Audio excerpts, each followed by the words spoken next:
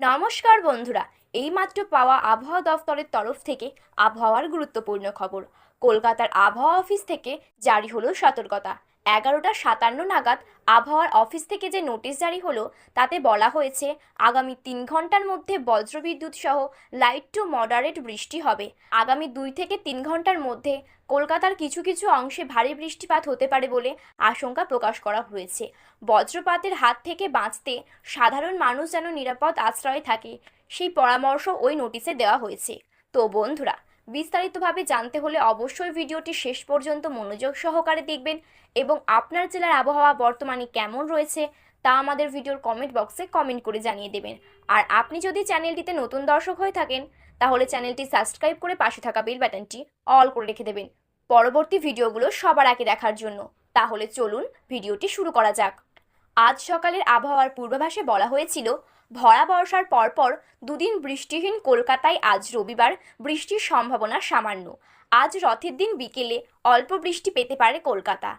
তাতে রাস্তা ভিজলেও মন ভরবে না শহরবাসীর। গোটা দক্ষিণবঙ্গে হালকা থেকে মাঝারি বৃষ্টিপাতের সম্ভাবনা। আর টানা প্রবল বর্ষণে বিপর্যস্ত উত্তরবঙ্গে আজও ভারী বর্ষণের পূর্বাভাস। তো বন্ধুরা, এবার আমরা জেনে নেব মৌসুমি বায়ুর অক্ষরেখা কোথায় রয়েছে।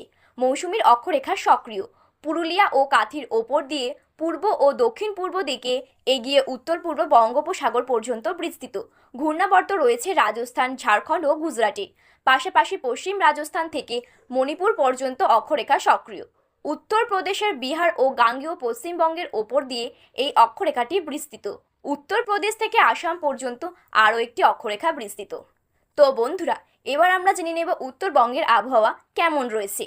উত্তরবঙ্গে আগামী 24 ঘন্টায় প্রবল বৃষ্টিপাতের সম্ভাবনা। ভারী থেকে অতি ভারী বৃষ্টি চলবে।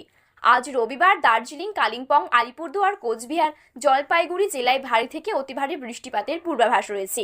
ভারী বৃষ্টিপাতের সম্ভাবনা উত্তর দিনাজপুর জেলায়। আজ রবিবার রথের দিন উত্তরবঙ্গে বৃষ্টির পরিমাণ থাকছে, তবে বিক্ষিপ্তভাবে বৃষ্টির সম্ভাবনা উত্তরবঙ্গের 6 জেলায়।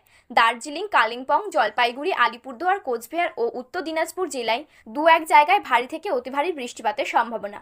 সোমবার থেকে বৃষ্টির পরিমাণ ও ব্যাপকতা কমবে উত্তরবঙ্গের জেলাগুলিতে।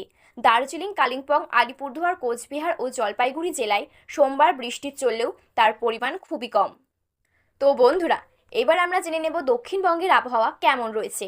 গোটা দক্ষিণবঙ্গে দিনভর মেঘলা আকাশ, কোথাও কোথাও সময়ে আংশিক মেঘলা আকাশ আপাতত এই আবহাওয়ায় থাকবে। খুব বেশি বৃষ্টির আশা নেই এই মুহূর্তে।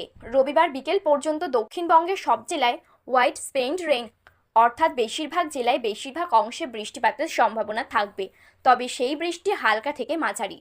আজ রবিবার রথের দিন দক্ষিণের কিছু জেলায় ফেরারলি ওয়েদার স্পেন্ড রেইন হবে। বিক্ষিপ্তভাবে বৃষ্টির সম্ভাবনা থাকবে। মূলত মেঘলা আকাশ ও ঘর্মাক্ত আর্দ্র পরিস্থিতি থাকলেও তেমন বৃষ্টির পূর্বাভাস নেই। জুলাই মাসের 3য় সপ্তাহের শেষে বা 4র্থ সপ্তাহের আগে কলকাতায় বৃষ্টির সন্তোষজনক হবে না বলে মনে করেছেন আবহাওয়া বিজ্ঞানীরা।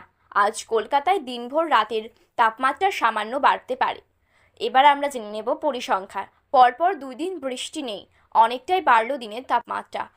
পরশুদিন দিনের তাপমাত্রা 29.7 ডিগ্রি সেলসিয়াস। গতকাল দুপুরে তাপ বেড়ে দাঁড়িয়েছিল 32.1 ডিগ্রি সেলসিয়াস।